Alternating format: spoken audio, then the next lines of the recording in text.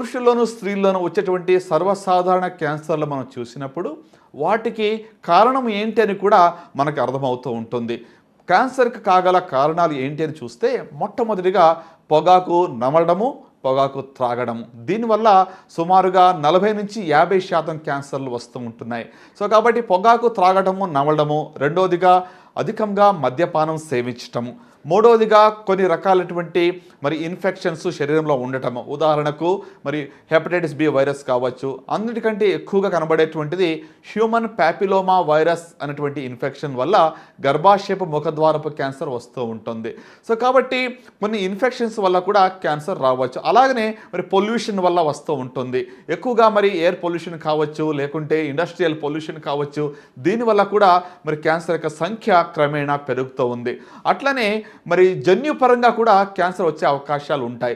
జన్యుపరంగా క్యాన్సర్ వచ్చే అవకాశాలు 5-10% మాత్రమే. కుటుంబంలో దగ్గర బంధువుల్లో ప్రత్యేకంగా తల్లి కానీ, తండ్రి, వారి యొక్క అమ్మమ్మ కానీ, లేకుంటే కూతుర్లో కానీ ఈ యొక్క జబ్బు ఇద్దరికంటే ఎక్కువ మందిలో కనబడినట్లయితే కుటుంబంలో వచ్చేటువంటి రిస్క్ అనేటువంటిది పెరుగుతుంది. అలాంటి వాళ్లకు కొన్ని సులభమైన పరీక్షలు చేయించడం ద్వారా ఈ యొక్క జబ్బును మనం ముందుగా కనుగొనడానికి వీలు పడుతూ ఉంటుంది. కాబట్టి ఈ సమయంలో మీరు తెలుసుకోవాల్సిన ఒక ముఖ్యమైన విషయం ఏమిటి అంటే క్యాన్సర్ యొక్క లక్షణాలు ఎలా ఉంటాయి, ఏ లక్షణాలు ఉంటే అది క్యాన్సర్గా మనం భావించవచ్చు. ఇది ఆలోచించినట్లయితే సింపుల్గా ఇంగ్లీష్లో అయితే దాన్ని కాషన్ అంటాము. CAUTION అంటే C stands for changes in the bowel and bladder habits అంటాం. అంటే తెలుగులో మలమూత్ర విసర్జనలో మార్పులు రావడము క్యాన్సర్ యొక్క లక్షణము.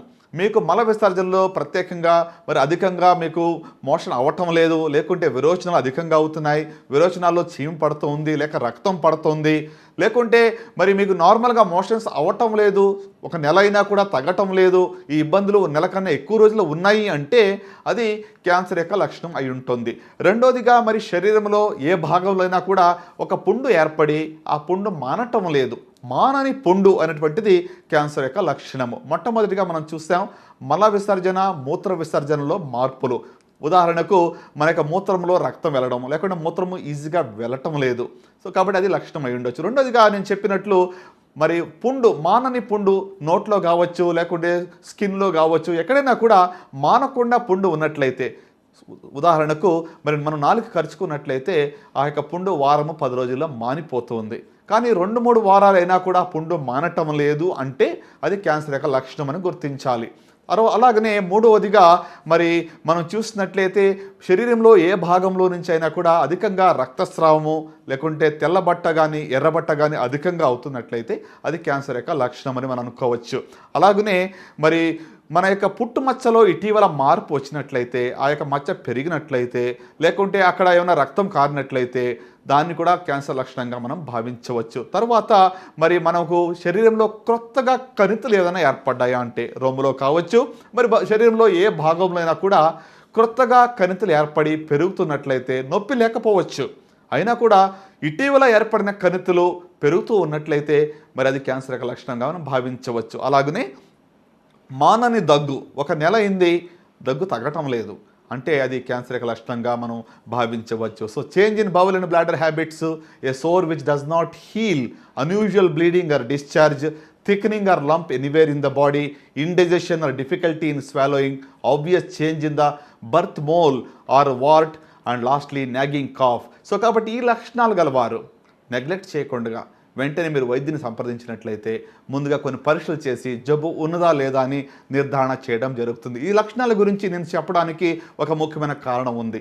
చాలామంది మన దేశంలో 3వ స్టేజ్లోను 4వ స్టేజ్లోను వస్తూ ఉంటారు. ఎందుకంటే ఈ జబ్బు చాలా లేట్ స్టేజ్లో కనుగొనడానికి కారణం ఏమిటి అంటే ఈ యొక్క లక్షణాలని ఇగ్నోర్ చేసి చాలా లేటుగా మా దగ్గరకు వాళ్ళు వస్తూ ఉంటారు.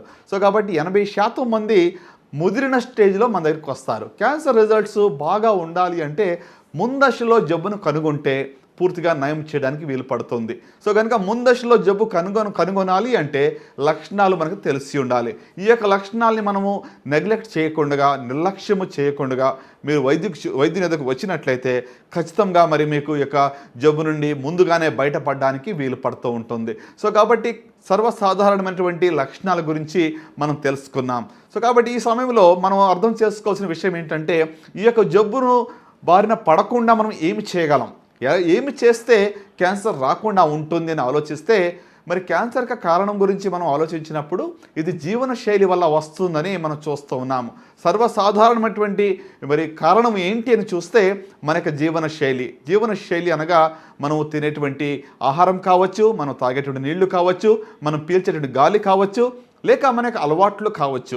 అలవాట్లు అనగానే పొగ త్రాగటము, పొగ నమలటము, మరి మద్యపానం అధికంగా చేయటం. ఈ యొక్క అలవాట్ల వల్ల మన యొక్క జీవితంలో చాలా ప్రభావం పడుతూ ఉంటుంది. చాలామంది చెప్తూ ఉంటారు, నేను పొగ త్రాగటం లేదు, ఇబ్బంది ఏమీ లేదు, మా ఫ్రెండ్స్ పొగ తాగుతున్నారు ఏంటి అని.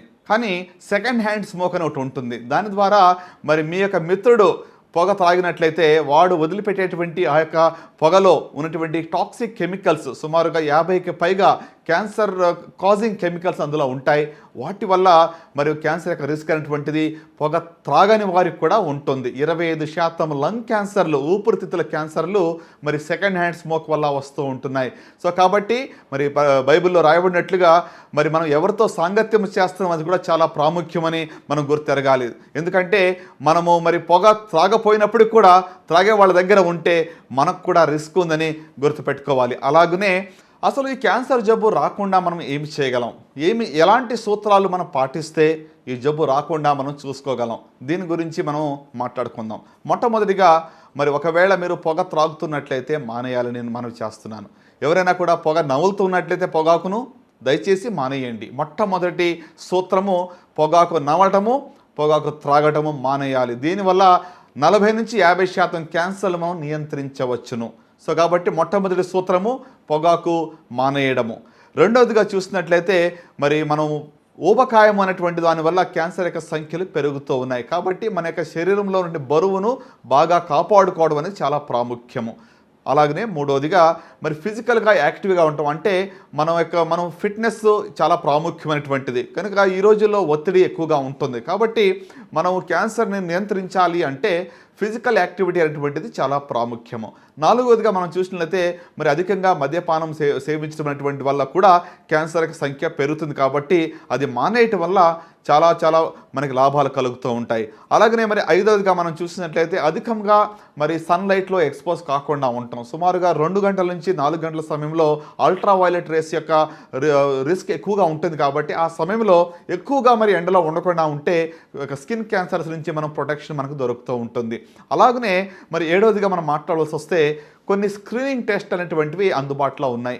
అలాంటివి మనం చేయించుకున్నట్లయితే జబ్బు మనలో లేకపోయినప్పుడు కూడా, ఆ లక్షణాలు మనలో లేకపోయినప్పుడు కూడా ముందుగానే యొక్క జబ్బును కనుగొనటానికి వీలు పడుతూ ఉంటుంది. సో స్క్రీనింగ్ టెస్ట్స్ అని అంటాం. కొన్ని కామన్ క్యాన్సర్స్, ప్రత్యేకంగా రొమ్ము క్యాన్సర్ కావచ్చు, సర్వైకల్ క్యాన్సర్ కావచ్చు, కొలన్ క్యాన్సర్ కావచ్చు, ప్రోస్టేట్ క్యాన్సర్ కావచ్చు, లేకుంటే ఓరల్ క్యాన్సర్ కావచ్చు, వీటికి సంబంధించి కొన్ని సులువైన ఎంతో తక్కువ ఖరీదుతో కూడిన కొన్ని పరీక్షలు మనకు అందుబాటులో ఉన్నాయి. అవి చేయించుకున్నట్టు ద్వారా ఈ యొక్క జబ్బును మనం ముందుగానే కనుగొనటానికి వీలు పడుతుంది. వాటినే స్క్రీనింగ్ టెస్ట్ ఫర్ క్యాన్సర్ అని చెప్తూ ఉంటాం.